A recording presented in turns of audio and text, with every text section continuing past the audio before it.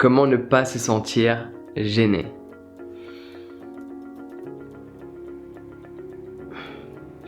Ok. Ouais. Les deux, elles sont au top. Vraiment, je t'assure.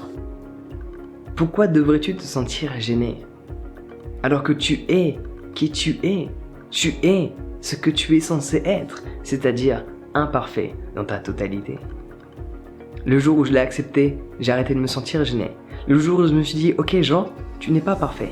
Tu es imparfait dans ta totalité et c'est ça qui te rend magnifique à partir du moment où tu l'acceptes. Parce que dès lors que tu acceptes le fait d'être imparfait, tu t'acceptes toi-même. Et rien de plus beau que l'acceptation de soi. Parce que l'acceptation de soi mène vers l'amour de soi. Et c'est ça qui fait en sorte que tu rayonnes ton quotidien. Que tu bégayes, que les gens t'acceptent.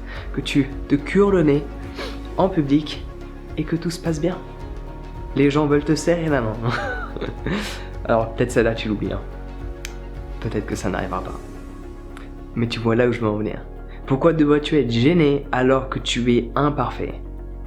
Pourquoi devrais-tu être gêné de quelque chose que tu as fait ou quelque chose que tu n'as pas fait? Quelque chose que tu as dit ou que peut-être tu n'as pas dit? Alors que dans tous les cas, cela est toi. Tu vas commettre des erreurs, tu vas te tromper, tu vas dire des conneries. Tu vas en dire beaucoup des conneries. Il faut l'admettre, parce que t'en dis beaucoup des conneries dans ton quotidien. Moi le premier.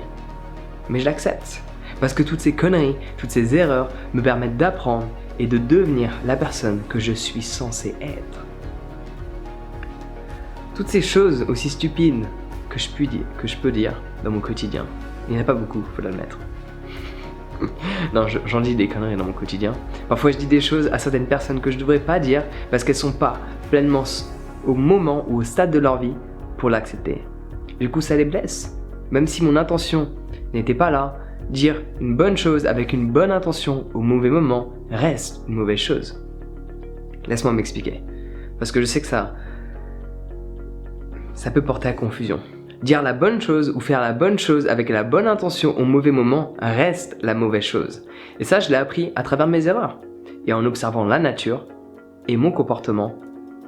Dès lors que j'ai mélangé les deux, tout a pris sens.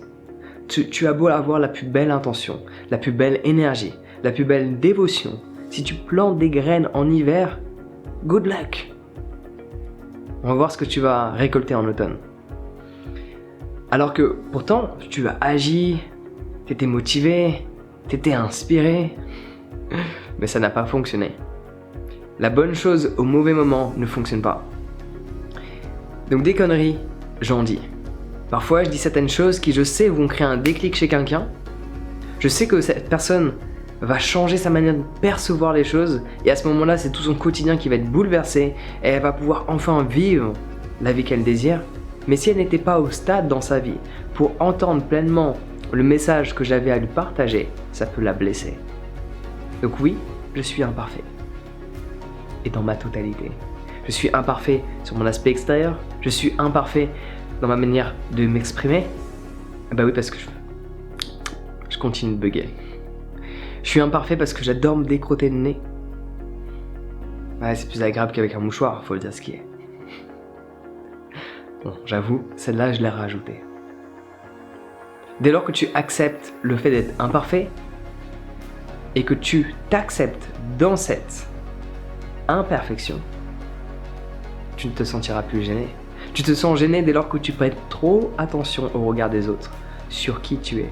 Et généralement, cette gêne est souvent reliée à l'aspect extérieur. On va dire quelque chose qui va apporter de l'attention sur nous, sur notre aspect extérieur. On va faire quelque chose qui va apporter de l'attention sur nous, sur notre aspect extérieur. Et on se sent gêné parce qu'on perçoit tous ces regards nous regarder. Chose qui est le cas. D'où l'intérêt de faire des conférences. Quand j'ai des centaines de personnes qui me regardent, je devrais me sentir gêné. Mais non, je vais pas me sentir gêné parce que j'ai juste besoin d'être qui je suis. J'ai juste besoin d'être moi-même.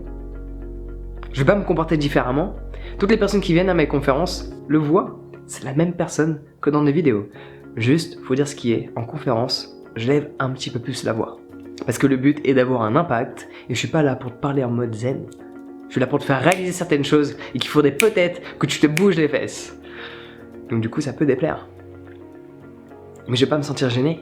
Parce que je vais faire ce que j'ai envie de faire. Parce que j'ai envie d'être qui je suis censé être. Donc je suis en cet instant qui je dois être. Dans ma totale imperfection. Donc comment ne pas se sentir gêné? C'est simple, sois toi-même.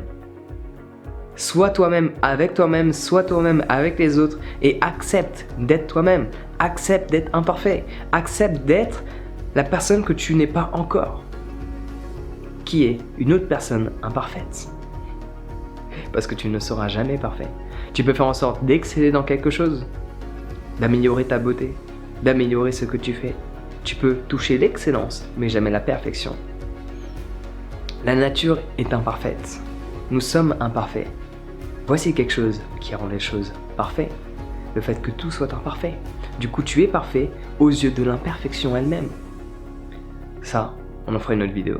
Mais comment ne pas se sentir gêné?